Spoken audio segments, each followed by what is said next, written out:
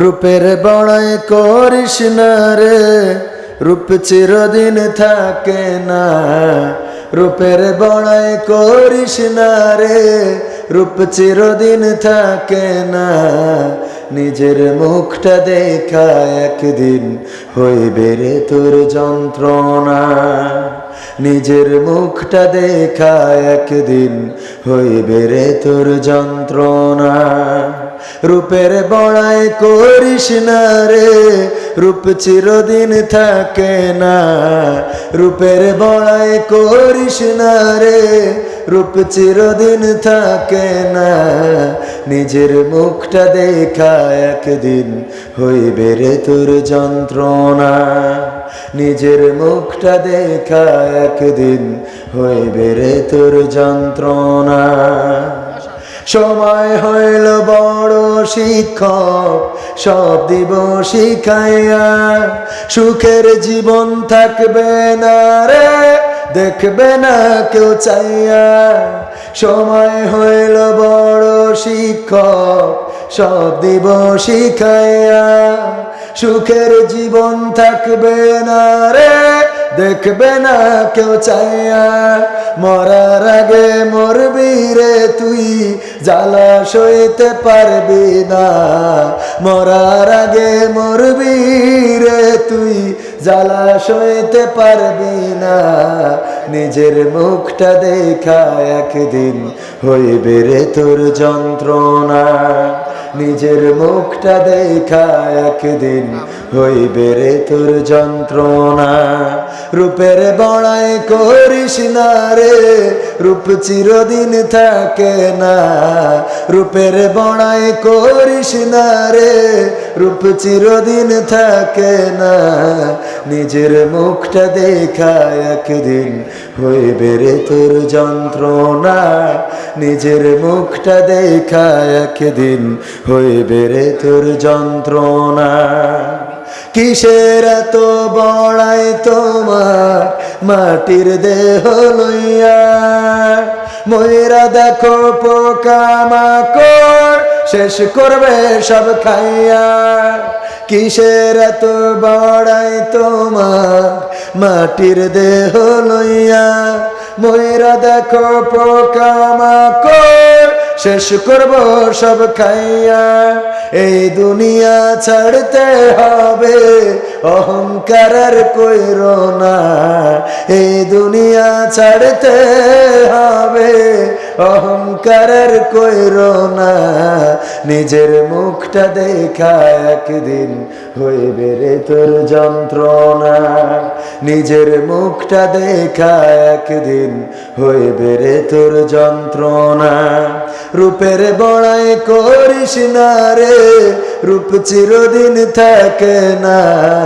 রূপের বড়াই করিস না রে, রূপ চিরদিন থাকে না। নিজের মুখটা দেখা একদিন হইবে রে তোর যন্ত্রণা। নিজের মুখটা দেখা একদিন হইবে রে তোর যন্ত্রণা। নিজের মুখটা দেখা একদিন হইবে রে তোর যন্ত্রণা। মারহাবা বলবেন না? লোক যতগুলো আছেন এতগুলো লোক মারহাবা বললেও সামিয়ানা ছিঁড়ে যাবে। বলেন তো মারহাবা। মুসলমান মানে এমন অবস্থা হয়ে গেছে, আমি ওই যে মাঝে মাঝে বলি যে শিক্ষক জিজ্ঞেস করতেছে এই ক্লাসে সবচেয়ে অলসকে হাত উঁচু করো, আমি ওরে স্পেশালি একটা গিফট দিতে চাই। তো এক এক করে গিফটের লোভে সবাই হাত উঁচু করেছে, একজন খালি হাত উঁচু করে নাই। তো বলতেছে একজন যে হাত উঁচু করে নাই তার মানে কি তুমি অলস না? তা বলতেছে না স্যার, আমি হাত উঁচু করিনি অন্য কারণে। কেন? কয় ও হাত উঁচু করে কিনা, তার মানে অলস কোনটা? ওইটা বেশি না? অন্যরা তো তাও পুরস্কারের জন্য অন্তত একটু হাত উঁচু করে, স্যার এটা কয় হাত উঁচু করে কিনা। তো তার মানে এটা হলো ফার্স্ট ক্লাস অলস। তো আমরা এই অলস হইতে চাই? এই অলস হওয়ার কোনো দরকার নেই। আমাদের অলসতা, আজকে আমাদের অলসতার কারণেই বাংলাদেশের কথা বাদ দিলাম, ফিলিস্তিনের মুসলমান মরছে, এটা মুসলমানদের অলসতার কারণে। বলেন ঠিক না বেঠিক? আজকে যত ফিলিস্তিনে যে নির্যাতন হচ্ছে, যত ফিলিস্তিন মরছে, এদের পাশে অন্য সব দেশ বাদ শুধু মুসলমান রাষ্ট্রগুলো দাঁড়াইলেও ফিলিস্তিন স্বাধীন হওয়ার কথা বলেন, ঠিক কিনা? কিন্তু হিসেব হলো ও করে কিনা, ও করে কিনা। আমরা কি এরকম চিন্তা ভাবনা করে বসে থাকতে চাই? যদি তাই না থাকতে চাই, তাহলে আমাদের মাঝে শায়েখ জামাল উদ্দিন সাহেব মুহতারাম ওস্তাদ, আমার শ্রদ্ধাভাজন ব্যক্তিত্ব রাহিমাহুল্লাহ, উনি এসে বসে আছেন। কিছুক্ষণের মধ্যেই আমাদের প্যান্ডেলে চলে আসবেন ইনশাআল্লাহ। এবং আমি তো আজকে আপনাদের বিশেষ বিকর্ষণ নাকি আকর্ষণ, আকর্ষণ যদি হই তো লোক এখনো এত কম কেন? আমি তো আকর্ষণ, তাহলে আকর্ষণ হইলে বেশি আসার কথা না? আকর্ষণ বোঝেন তো? আকর্ষণ বোঝেন? আকর্ষণ হলো যে বানর খেলা দেখায়, এর কাছে যে বানর থাকে, এই বানরটা হলো আকর্ষণ, ওই ব্যক্তি কোনো আকর্ষণ না, ঠিক না বেঠিক? কারণ ওই ব্যক্তি যদি একা একা হাঁটে তাহলে ওই ব্যক্তির দিকে কেউ তাকাবে না, ওর বানরের দিকে তাকাবে। যে সাপ খেলা দেখায় ওই ব্যক্তি, সাপ খেলা দেখানো ব্যক্তির কোনো দাম নাই, দাম হলো যে সাপ, যে সাপগুলো আছে ওইগুলোর, মানে ওইগুলো হলো আকর্ষণ। হাতি যদি যায় রাস্তা দিয়ে, যে পিঠের উপরে চালায় ওরে দেখে না, দেখে কারে? হাতিরে। হাতি হলো একটা আকর্ষণ। তো আকর্ষণ মানে তো বোঝা গেছে। চিড়িয়াখানায় বাঘ ভাল্লুক দেখার জন্য যায়, ধরেন চিড়িয়াখানা আছে কিন্তু বাঘ ভাল্লুক নাই, কেউ কি যাবে? তার মানে আকর্ষণ কি? চিড়িয়াখানা কিন্তু আকর্ষণ না, আকর্ষণ হলো বাঘ ভাল্লুক। তেমন আমি হলো আপনাদের আকর্ষণ, বাঘ ভাল্লুক মার্কা ধরে নেন, বানর সাপ উল্লুক এইগুলো। তো এই জন্য আকর্ষণ দেখার জন্য আসতে হয় না, হয় না? তো দেখার জন্য হলেও চলে আসেন। আর আমাদের প্রধান মেহমান যিনি, উনি কোরআন এবং হাদিস থেকে মূল্যবান বয়ান পেশ করবেন ইনশাআল্লাহ। আল্লাহ যেন আমাদের আশার তৌফিক দান করেন। যারা আশেপাশে ঘোরাফেরা করছেন, এই মাহফিল চলছে 18 বছর ধরে। কয় বছর? 18 বছর ধরে এই মাহফিল শুরু হয়েছে। প্রথম বছরের মাহফিলে যারা এসেছিলেন অনেকেই আজকে এখানে আসতে পারে নাই, কারণ তারা কেউ কবর দেশের বাসিন্দা হয়ে গেছে, অথবা কেউ প্রবাসে চলে গেছে, অথবা কেউ এলাকা ছেড়ে দিয়েছে, অথবা কেউ বার্ধক্যজনিত কারণে অসুস্থ পীড়িত আছে, অথবা কেউ এই মুহূর্তে হাসপাতালের বিছানায় আছে। বলেন সত্য না মিথ্যা? আমি আপনি আজ পর্যন্ত যাদের তৌফিক দিয়েছে তারা কিন্তু এখানে আসতে পেরেছি। যারা বাইরে ঘোরাফেরা করছেন, মনে করছেন যে এবছর না বসলেও অসুবিধা নাই, আমাদের প্রতি বছর এই মাহফিল হয়, আগামী বছর আবার এই মাহফিল পাবো, এর কোনো নিশ্চয়তা কি আমাদের আছে? আমাদের কোনো নিশ্চয়তা নেই। কবির বিন সামাদ এখানে আলোচনা করছেন, বাড়ি পর্যন্ত পৌঁছাতে পারবেন, এর কোনো নিশ্চয়তা নেই। যদি আল্লাহ এর মধ্যে নেটওয়ার্কের বাইরে নিয়ে ফেলে, তাইলে অনেকেই বলবে আহারে গতকালকেও তো ওনার আলোচনা শুনলাম। এটা আফসোস করা ছাড়া আর এর বাইরে কোনো কিছু থাকবে? এর বাইরে কোনো কিছু বলার থাকবে না। সুতরাং আশেপাশে যারা আছেন, রাস্তাঘাটে, বাজারে, মাঠে, সবাইকে বলবো আজকের এই মাহফিল আপনাদের জন্য বিশেষ একটা দিন, বিশেষ মাহফিল। এই মাহফিলটা আপনাদের নাজাতের ওছিলা হতে পারে, আবার হতে পারে জাহান্নামের কারণ। বিশেষ হয় না? আল্লাহ রাব্বুল আলামিন ঘোষণা করেছেন, ওয়াইযা কুরিয়াল কুরআনু ফাসতামিউ লাহু ওয়া আনসিতু লাআল্লাকুম তুরহামুন। আল্লাহ বলছেন, যখন তোমাদের সামনে কোরআন পড়া হয়, কোরআন থেকে বলা হয়, তখন তোমরা চুপ থাকবে এবং হৃদয়ের কান দিয়ে শুনবে, যাতে করে তোমাদের উপরে আল্লাহর রহমত বর্ষণ হতে পারে। বলেন সুবহানাল্লাহ। চুপ থাকার আদেশ করেছেন কে? হৃদয়ের কান খুলে দিয়ে শুনতে বলেছেন কে? তো আল্লাহ যেটা আমাদের করতে বলেন সেটা ফরজ, সুন্নাত না অন্য কিছু? সেটা অন্য কি বলেন? সেটা ফরজ, সেটা আমাদের জন্য ওয়াজিব, অবশ্য পালনীয়, অত্যাবশ্যকীয়। অত্যাবশ্যকীয় মাননীয় প্রধানমন্ত্রী বলেছে একটা কথা যে এটা করবেন, আর মনে করেন যে আমার ওবায়দুল কাদের সাহেব বলেছেন একটা কথা, কোনটা গুরুত্বপূর্ণ বেশি? প্রধানমন্ত্রীর কথা কইতে ভয় করে না? কোনটা গুরুত্বপূর্ণ বেশি হবে? কোনটা? ওবায়দুল কাদেরেরটা নাকি প্রধানমন্ত্রীরটা? প্রধানমন্ত্রীরটা। তো প্রধানমন্ত্রীর কথাকে যদি উপেক্ষা করতে চান তাহলে ক্ষতি আছে না নাই? ওবায়দুল কাদের সাহেবের কথা আপনি চাইলে কিছু মাইনাস করতে পারেন, কিন্তু প্রধানমন্ত্রীকে ওভারটেক করার যেমন আপনার সক্ষমতা খুবই কম। বিশেষ করে যারা সরকারি চাকরি করেন, প্রধানমন্ত্রী কোনো আদেশ করেছে, ও বললো আমি এই আদেশের বাইরে চলে গেলাম, বলেন চাকরি থাকবে? তো আল্লাহ রাব্বুল আলামিন, আল্লাহ রাব্বুল আলামিনও ঠিক তদ্রূপ আজকের দুনিয়ায় যদি কেউ কোরআন হাদিসের বাইরে যায়, কেউ আল্লাহর বাইরে চলতে চায়, আল্লাহ যদি বলে তোর খাতাতে নাম কেটে দিলাম, আমাদের কিছু করার আছে? কথা কয় না ভাই, আপনাদের কষ্ট হচ্ছে। আবার অনেকেই যে দূরে দূরে বসেছেন, একটু কাছে এসে বসা যেত। আমার মনে হচ্ছে কি, একবার এক রাজা জিজ্ঞেস করলো কি যে আমার রাজ দরবারে যত মন্ত্রী প্রতিমন্ত্রী আসো, বলো তো বোর কথা শুনে চলো কারা? তারা ডান পাশে যাও, আর বোর কথা যারা শোনো না তারা বাম পাশে যাও। তো এই কথা বলার পরে সবাই চিন্তা করলো, আমার চাচা চিন্তা করলো আমিও তো মনে হয় শুনি, উনি মনে করছে আমিও শুনি, এক এক করে এই মনে করে সবাই ডান পাশে চলে গেছে যে আমরা বোর কথা শুনি। একজন অনলি ওয়ান পিস এক পাশে দাঁড়ানো। তখন রাজা বলছে যাক তাও ভালো যে আমার রাজদরবারে একজন আছে যে অন্তত রাজার কথা শুনে, এই বোর কথা শুনে চলে না। বলতেছে না রাজা মশাই, আমি আসলে অন্যভাবে দাঁড়ায় আছি। কেন?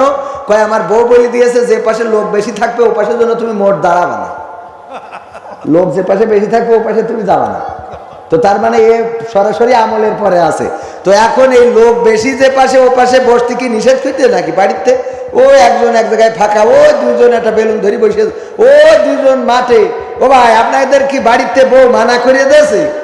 যদি মানা করে দেয় তাহলে এনে আসার কাছে আসেন না, কারণ বাড়িটা ঠিক রাখতে হবে। তারপরে অন্য কথা, ওয়াজ শোনেন যা করেন বাড়ি ঠিক রেখে, নাকি কথা ঠিক আছে তো বাজান? এখন আর যদি নিষেধ না করে থাকে তাইলে একটু একত্রিত হন, এক জায়গায় হন, আমরা কিছু কথা শুনি, কিছু কথা বলি, যে কথাগুলো আমাদের কাজে লাগলেও লাগতে পারে। এই মাহফিলটা আমার আপনার নাজাতের ওছিলা হয়ে যেতে পারে। আল্লাহ রাব্বুল আলামিন পরকালের ময়দানে দাঁড় করাবেন, আর আমলনামার খাতাটা ধরিয়ে দিবেন হাতে। আলেম ওলামা আছেন, আল্লাহ রাব্বুল আলামিন পবিত্র কোরআনে বলে দিয়েছেন ইকরা কিতাবাকা কাফা বিনাফসিকাল ইয়াউমা আলাইকা হাসিবা। আল্লাহ বলছেন পড়ো তোমার কিতাব, তুমি পড়ে তোমার হিসাব করে দাও, তুমি তোমার হিসাব করার জন্য যথেষ্ট।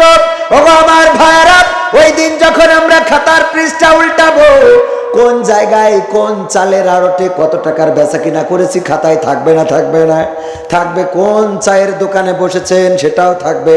আপনি কোন জায়গায় তাস খেলেছেন ফিলাস খেলেছেন তাও থাকবে। এমনি ভাবে পৃষ্ঠা উল্টাইতে থাকবেন, সব থাকবে থাকবে থাকবে থাকবে। এই মাহফিলটা ওই খাতায় থাকবে না। আপনাদের সামনে কথা বলি মনে হয় বেশি জুত পাবো বলে মনে হচ্ছে না, কারণ আমি তো আবার কথা বলি পাবলিকের সামনে। নেন আপনি একটু মেরে নেন, তারপরে আমরা শুরু করবো না। হ্যাঁ সমস্যা নেই। বলছি এই জায়গায় মাহফিল কি খাতায় থাকবে? হ্যাঁ তো একটু বলেন। আর জবান দিয়েছে কিনা? আল্লাহ। এইটাও বলতে কষ্ট আছে। বলেন যে বাইডেন, বলেন বাইডেন। জবান দিয়েছে কিনা? আল্লাহ। ও বাইডেন এবার বলেন না। আল্লাহ এটা ক্ষতি। বোবা লোকে চলতে পারে বলতে পারে না, পঙ্গু লোকে বলতে পারে চলতে পারে না, কানা লোকে শুনতে পারে দেখতে পারে না, কালা লোকে দেখতে পারে শুনতে পারে না। তুমি যদি তাদের চেয়ে একটু ভালো থাকো তবে কেন শুকরিয়াটা আদায় করো না? তবে কেন শুকরিয়াটা আদায় করো না? তবে কেন শুকরিয়াটা আদায় করো না? চোখ দুটো দিল দেখতে তোমার, শুনতে দিল কান, জিহ্বা দিল স্বাদ নিতে আর নাকে সুঘ্রাণ। চোখ দুটো দিল দেখতে তোমার, শুনতে দিল কান, জিহ্বা দিল স্বাদ নিতে আর নাকে সুঘ্রাণ। এবার তুমি ভেবে দেখো না, এবার তুমি ভেবে দেখো না কতটা সুখে তা। তবে কেন শুকরিয়াটা আদায় করো না? তবে কেন শুকরিয়াটা আদায় করো না? তবে কেন শুকরিয়াটা আদায় করো না? তবে কেন শুকরিয়াটা আদায় করো না? হাত দুটো দিল ধরতে তোমার যখন যেটা চাও, যেথায় সেথায় যাওয়ার জন্য দিলেন দুটি পাও। ঠিক না বে ঠিক? হাত দুটো দিল ধরতে তোমার যখন যেটা চাও, যেথায় সেথায় যাওয়ার জন্য দিলেন দুটি পাও। হৃদয়ে দিলেন প্রেম মমতা, হৃদয়ে দিলেন প্রেম মমতা, কেন যে বোঝো না? তবে কেন শুকরিয়াটা আদায় করো না? তবে কেন শুকরিয়াটা আদায় করো না? তবে কেন শুকরিয়াটা আদায় করো না? তবে কেন শুকরিয়াটা আদায় করো না? সুখের সমাজ গড়তে দিলেন আল কোরআনের বাণী, পথের দিশাই দিয়েছেন রাসূল আমরা সবাই জানি।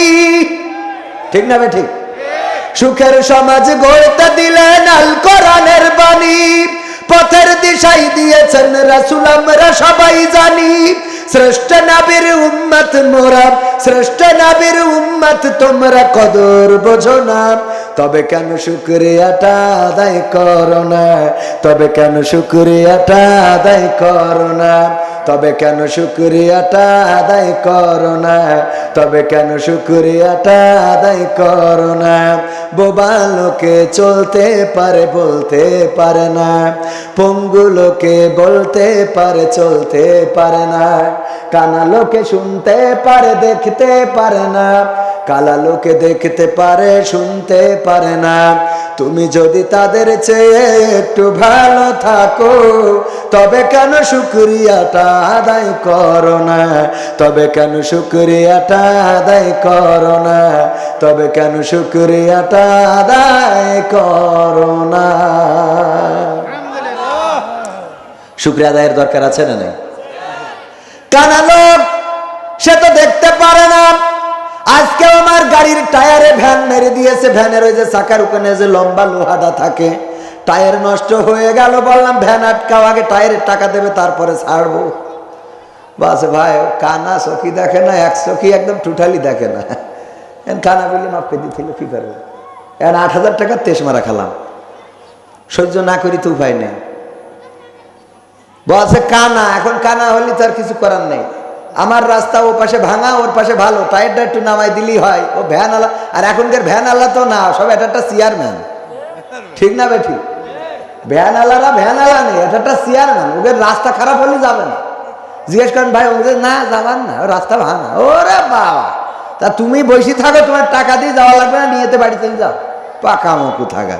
আবার ভ্যান চালায় সিটির পর বসে না, সাইডে বসে, হ্যাঁ পাকা। ওর ভ্যান চালায় কয় কিরাও এই করবে, আর আমাদের গাড়িতে মারিয়ে দেবে। এখন আমাদের গাড়ি বড়, ওরা ছোট, ওরা যত যাই হোক ওরা গরিব মানুষ, আর আমরা তো বড় লোক।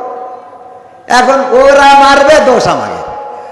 আমি চালাচ্ছি, ওর থেকে আসতে বলছে হুজুর একটু আসতে চালাই থাকে না, তাহলে সহ্য না করি পারবে। আর হুজুরকে তো দোষের শেষ নেই, হুজুর হলেই তো দোষ যেমনি, মানে সরকার দোষ ধরে, বিরোধী দল দোষ ধরে, আবার নিজেরা নিজেদেরও দোষ ধরে। আবার মনে করি না যে শুধু সরকারের কথা, আমি সরকারের বিরুদ্ধে বলতে বলে আসিনি, আমার টাইম নেই। সরকার ভালো কাজ করছে আলহামদুলিল্লাহ, সরকারের পক্ষে কথা বলার দরকার আছে না নাই? বিপক্ষে বলবো কেন? এতগুলো মসজিদ করিয়েছে, যা আমি জীবনে একটা মসজিদ করতে পারলাম না। একটা মাদ্রাসা করবো বলে 2-2.5 বছর ধরে টেনশন করতেছি, এখনো করতে পারলাম না। যে সরকার এতগুলো মসজিদ করে দিয়েছে তার বিরুদ্ধে কথা বললাম, পাকামো পাইছেন আপনি? কিরা বলবো, ধরে নিয়ে আসুন বিরুদ্ধে বলে, আমি ধরবো। তো এই জন্যে যে কাজগুলো ভালো সে কাজগুলো বলার দরকার আছে না নাই? খালি বিরোধিতা করার জন্য, আমার যে সহ্য করতে পারে না, ও আমার কত দোষ খুঁজি পায়। হুজুরের মুখে দাড়ি খাটো, হুজুরের টুপি ভালো না, হুজুর এমনি বেকা, পাঞ্জাবি পরে তা এমনি সমস্যা, এমনি এই মানে সমস্যার শেষ আছে বলেন? যে আমার ভালোবাসে না তার কাছে দোষের কোনো শেষ আছে? তো সরকারে যারা ভালোবাসে না ওরা বিভিন্ন কথা বলে, সরকারের পক্ষে বলার দরকার নেই, বিপক্ষে বলার দরকার নেই, ভালো রে ভালো বলেন, খারাপ রে খারাপ বলেন, ব্যাস শেষ। ঠিক আছে তো? আর এইটা বলার জন্য দায়িত্ব দিয়েছেন কে? আল্লাহ পাঠাইয়েছেন। হককে হক বলতে হবে, বাতিলকে বাতিল। এই হক বাতিলের পার্থক্য করে দেওয়ার দরকার আছে না নাই? তো এখন এই জন্য আপনারা যে এখানে বসে আছেন, আমি মনে করি হকের পক্ষে যারা তারা বসে আছেন, কিন্তু আওয়াজ যেভাবে দিচ্ছেন তাতে মনে আছে বাতিলের পক্ষে যারা তারা বসেছে। হকের পক্ষে কথা বলতে একটু আওয়াজ বেশি থাকার দরকার আছে না নাই? নাকি বাতিলের আওয়াজ বেশি হবে? কিন্তু এখন বাতিলের আওয়াজ চারিদিকে বেশি হয়ে গেছে। এই জায়গায় এইটা না করি আমার নাজমুল ভাই, এসব বাদ দিয়ে যদি আপনি মমতাজের আনতেন, টাকা যদি দুটো বেশি না হয়তো আমার কাছে বুঝে নিতেন। কোন কথা কয় না? টিকিট 500 টাকা দরে মমতাজ আপারে নিয়ে আসলে এই জায়গায় জায়গা ধরতো বলেন তো? জান্নাত পাবেন এত সোজা? হ্যাঁ, এই আপনি পড়িয়ে যান, অসুবিধা নেই, পা মা ভাঙেন না, ডাক্তার খরচ দিতে পারেন না, এখন টাকা উঠেনি বলো। ভাইয়েরা আমার, আশেপাশে যারাই রয়েছেন ভাই, মাইক্রোফোন এখন রেখে দেন, এখানে আমার কাছে দেন, এখানে দেন, দেন এখানে থাক। মাইক্রোফোন আর কেউ বানতে পারবে না, আর বানবে প্রধান বক্তার সময়। যান যান, একটু কথা বলতে দেন, প্রধান বক্তার সময় বানবেন, টাইম মতো আসবেন। একজন করে মাইক্রোফোন বানতে আসলে কথা বলতে পারবো কান? হ্যাঁ, তো মেলা ধরতে আইসেন, এখন এই যে আগে একজন বেঁধে গেল, আবার আপনি বেঁধে যাবেন, তার সময় নষ্ট হচ্ছে না ভাই? উপরে দিয়েন না, এই সাইডে মাইডে যায়। হ্যাঁ না, মানে একবার এটা তো বুঝ দিয়ে, আমি তো আপনাদের পক্ষের লোক, কিন্তু বারবার যদি ঝামেলা করেন তা তো সমস্যা। মাহফিল সমস্যা। হ্যাঁ, আবার প্রশ্ন দিয়েছে। দেখো আমি এমনি প্রশ্নের উত্তর দিতে পারি না। হয়েছে হয়েছে, ঠিক আছে। হ্যাঁ, এবার বাকি ইউটিউবার যারা আসবে ওরা প্রধান বক্তার ওই গ্যাপে বেঁধেন। হ্যাঁ, আমি তো আপনাদের কষ্ট দিতে চাই না। আমার যখন ফুরাবে দিন, আসবে গহীন রাতি। আমার যখন ফুরাবে দিন, আসবে গহীন রাতি। থেকো আল্লাহ জীবনে, থেকো আল্লাহ জীবনে, হয়ে চির সাথী। আসবে গহীন রাতি। আমার যখন ফুরাবে দিন, আসবে গহীন রাতি। জীবন নদীর দুকুল জুড়ে আসলে অমানিসা, থাকবে না আর দু চোখে হায় একটু আলোর দিশা। জীবন নদীর দুকুল জুড়ে আসলে অমানিসা, থাকবে না আর দু চোখে হায় একটু আলোর দিশা। সেদিন আমার, সেদিন আমার, সেদিন আমার অন্ধ চোখে তুমি থেকো বাতি। আসবে গহীন রাতি। আমার যখন ফুরাবে দিন, আসবে গহীন রাতি। আমার আমার বলে যেদিন কাউকে পাবো না, সেদিন আমার শূন্য হিয়ায় তুমি থেকো সান্ত্বনা, তুমি থেকো সান্ত্বনা। আখির আলো নিভে যেদিন মনে আলো দিয়ে, আসবে না কেউ অন্ধ চোখে একটু আলো নিয়ে। আখির আলো নিভে যেদিন মনে আলো দিয়ে, আসবে না কেউ অন্ধ চোখে একটু আলো নিয়ে। সেদিন আমার, সেদিন আমার, সেদিন আমার অন্ধ চোখে তুমি আলোর জ্যোতি। আসবে গহীন রাতি। আমার যখন ফুরাবে দিন, আসবে গহীন রাতি। থেকো আল্লাহ জীবনে, থেকো আল্লাহ জীবনে, হয়ে চির সাথী। আসবে গহীন রাতি। আমার যখন ফুরাবে দিন, আসবে গহীন রাতি। ওগো আমার ভাইরা, ওগো আমার কলিজার টুকরা মুসলমানেরা, ওগো কুষ্টিয়াবাসী, ওগো আমার অত্র খাজানগর এলাকার জনগণ, একটু হৃদয়ের কান দিয়ে যদি কথাগুলো শুনতে পারেন, কাজে লাগতে পারে। পৃথিবী ছেড়ে চলে যাওয়া লাগবে, আজ হোক কাল হোক আল্লাহ ডাক দিবেন, আর অন্ধকার কবরের দিকে চলে যেতে হবে। কবর দেশে যেদিন যাব, বলেন আপন বলে কাউকে পাবো নাকি? আমার বাবা যাবে না, আমার মা যাবে না, আমার স্ত্রী যাবে না, সন্তান যাবে না, আপনজন কেউ যাবে না। শুধু তাই নয় ভাইয়েরা আমার, আমি যদি কোনো নেতার পিছনে ঘুরে বেড়াই, সেই নেতাও যাবে, কেউ যাবে না। যাকে আপন আপন বলে দিন পার করেন, যাকে কলিজা দিয়ে ভালোবাসেন, যার পিছনে স্লোগান দিয়ে বেড়ান, আমার নেতা যেখানে আমি আসি সেখানে, ওই নেতা যখন মরে কবরে যায়, সেই কবরেও কোনো কর্মী যায় নাকি বলেন? না, কোনো কর্মী যায় না, কেউ যায় না, আপনজন কেউ কবরের সাথী হয় না। সুতরাং সেই কবরে যে আমল যাবে, সেই আমল গুছিয়ে কবরে যাওয়ার দরকার আছে না নাই? আছে না নাই? সেই আমল যদি গোছাতে হয়, তাহলে জানার দরকার আছে না নাই? বোঝার দরকার আছে না নাই? আর আপনাদের জানার এবং জানানোর জন্য আজকের এই আয়োজন। এই আয়োজনে যারা আসবেন না, এই আয়োজনে যারা আসেন না, এই আয়োজনে যারা আসেনি, তারা যদি মনে করেন আগামী বছর আবার হবে, সেই বছর এই মাহফিলে